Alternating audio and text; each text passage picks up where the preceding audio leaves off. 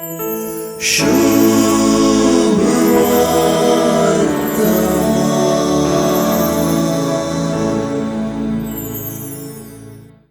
हांव सुवार्थेकार रोवंत काडूनच वेता गायपरी म्हणजे आजय तो काल सांगलेंच सांगता.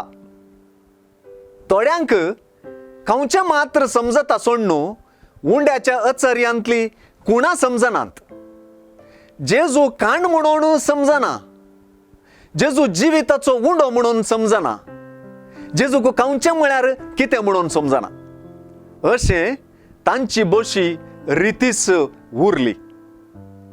जेजू जिविताचो उंडो म्हळ्यार जिणयेंत जेजूची अनिवार्यताय आनी जेजू तूं म्हाका जाय म्हणलो काळजाक गुंडायचो मनोभाव.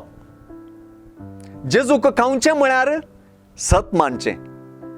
ताचेर सत मानलेल्या वरवीं आमकां सासणीक जिवीत मेळटा. सत मानचीच भोववर्ती देवाक मेच्चोवची करणी. हें सर्व आमी नियाळ्ळां आनी आमकां समजलां. जू हांव न्हू आमकां हें स्पश्ट केलां. पूण जू देव मात्र ताणें आमकां आपलें मांस खावंक दिवचें जाल्यारय कशें म्हूण सवाल करतात.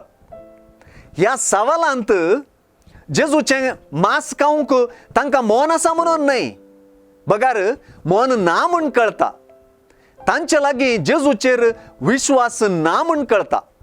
जेजूक ते सत मानिनात म्हूण कळटा.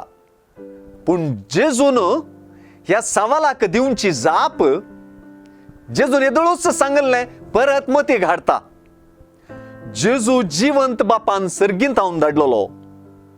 जेजूक सतमानच्यांत सासणीक जीव मेळटा. तोच खरें खाण आनी पिवन. मरणांत हांवन निमाण्या दिसा जिवंत उठोवंक सोकसो तोच. ताका सत मानतलो मरणा पूण सासणाक जियेता. अशें सुवार्ता आमचे जिणयेंत जेजूचें महत्व कळीत करता.